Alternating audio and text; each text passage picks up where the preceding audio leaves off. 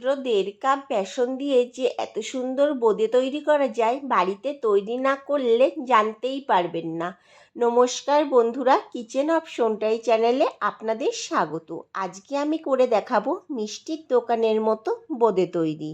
আমি এখানে একটা বাটির পরে একটা বড় ছাঁকনি বসিয়ে নিয়েছি। এর মধ্যে 1.5 কাপ বেসন দিয়ে দিলাম। এখন ভালোভাবে চেলে নেব। বেসনটা চেলে নিলে খুব সহজেই একটা স্মুথ ব্যাটার তৈরি করে নিতে পারবেন। নয়তো বেসনের মধ্যে যে দলা দলা অংশটা থাকে সেটা ব্যাটারের মধ্যে পড়ে গেলে ব্যাটারটা অতটা স্মুথ হবে না। এক্সট্রা যা দলা অংশটা আমি যতটা পেরেছি চামচ দিয়ে গুঁড়ো করে দিয়েছি, আর বাকি অংশটা ফেলে দিয়েছি। এর মধ্যে 1 চামচ মতো সাদা তেল দিয়ে দিলাম। এবার ভালো করে সব কিছু একটু মিশিয়ে নেব। আমরা লুচি করার সময় যেমন ময়দা ময়াম দিই, ঠিক সেরকমই দেব। এরকম দলা দলা যখন করতে পারবো তখন বুঝতে হবে সব কিছু মিশে গেছে। এবার অল্প অল্প জল দেব আর ব্যাটারটা তৈরি করে নেব। একসাথে জল দিয়ে দিলে ব্যাটারের ঘনত্বটা কিন্তু বোঝা যাবে না। আবারও একটু জল দিলাম, আবারও একটু ব্যাটারটা গুলিয়ে নিচ্ছি। এইভাবে আমি পুরো ব্যাটারটা আস্তে আস্তে গুলে নেব। 1.5 কাপ বেসনের জন্য আমার 1 কাপের থেকে একটু বেশি জল লেগেছিল। আমার ব্যাটারটা তৈরি হয়ে গেছে।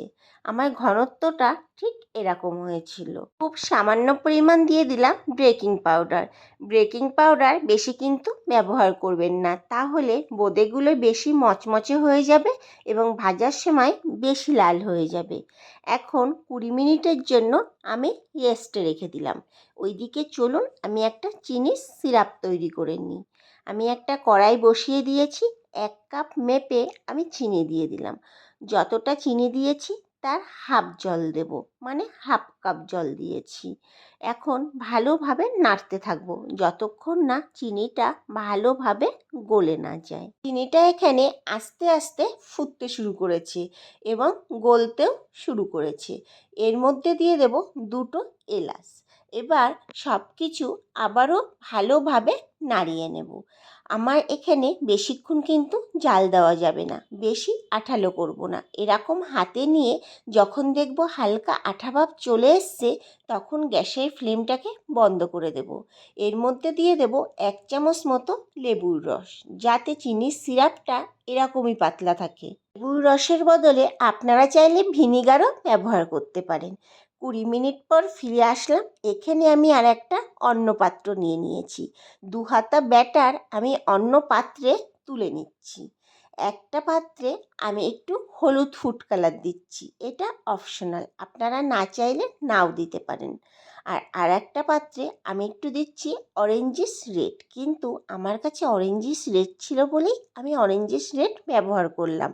আপনারা পুরো রেড ফুড কালার ব্যবহার করবেন যদি আপনারা চান তো, তাহলে বোঁদেগুলো দেখতে আরও সুন্দর হবে। তবে এখানে স্বাদের কোনো পরিবর্তন হয় না।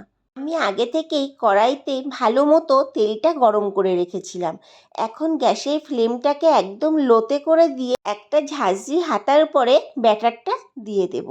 যখন এইভাবে দেওয়ার সাথে সাথে ছড়িয়ে যাবে, তখনই ভাববেন আপনার ব্যাটারটা একদম সঠিক তৈরি হয়েছে। যতবার আপনি ব্যাটারটা দেবেন ততবার ঝাঁঝরি হাতাটা ভালোভাবে ধুয়ে একটা শুকনো ন্যাকড়া দিয়ে মুছে নেবেন, নয়তো জল থাকলে কিন্তু গায়ে তেল ছিটে আসবে। এখন একটু ভেজে নেব। খুব একটা মুচমুচে করে কিন্তু ভাজলে চিনির সিরাপটা ভালো মতো ঢুকবে না, একটু নরম করে ভাজতে হবে। একই পদ্ধতিতে আমি এখন লাল ব্যাটারটাও ঝাঁঝরি হাতার উপরে দিয়ে দিচ্ছি। একইভাবে ভেজে তুলে নেব। ঝাঁঝরি হাতাটা তেল থেকে খুব উঁচু দূরত্বে রাখবেন না, তাহলে বোঁদের আকৃতিগুলো ভালো হবে না। এইভাবে আমি সমস্ত বোঁদে ভেজে নিয়েছি। কেমন ঝরঝরে হয়েছে একটু দেখিয়েও দিলাম। এতক্ষণে আমার চিনির সিরাপটা ঠান্ডা হয়ে গেছিল, এর জন্য গ্যাসের পরে বসিয়ে উষ্ণ গরম করে নিলাম। সমস্ত বোঁদেগুলো চিনির সিরাপের মধ্যে দিয়ে একটু মিশিয়ে নিলাম, আর এর মধ্যে দিয়ে দিলাম 1 চামচ মতো ঘি, যাতে গন্ধটা খুব ভালো আসে। এবার কড়াইটাকে আমি 1.5 থেকে 2 ঘন্টার জন্য ঢেকে দিলাম। 1.5 থেকে 2 ঘন্টা পর আমি একটা পাত্রে সার্ভ করার জন্য তুলে নিয়েছি। মিষ্টির দোকানের থেকে কোনো অংশে টেস্ট কম হয়নি, বরং বেশিই হয়েছিল। খুব সহজেই তৈরি হয়ে গেল মিষ্টির দোকানের মতো বোঁদে তৈরি। আরও নতুন নতুন ভিডিও পাওয়ার জন্য আমার চ্যানেলটিকে সাবস্ক্রাইব এবং ফেসবুক পেজ থেকে দেখে থাকলে পেজটিকে ফলো করে দেওয়ার অনুরোধ রইল। দেখা হচ্ছে নতুন একটি ভিডিওতে।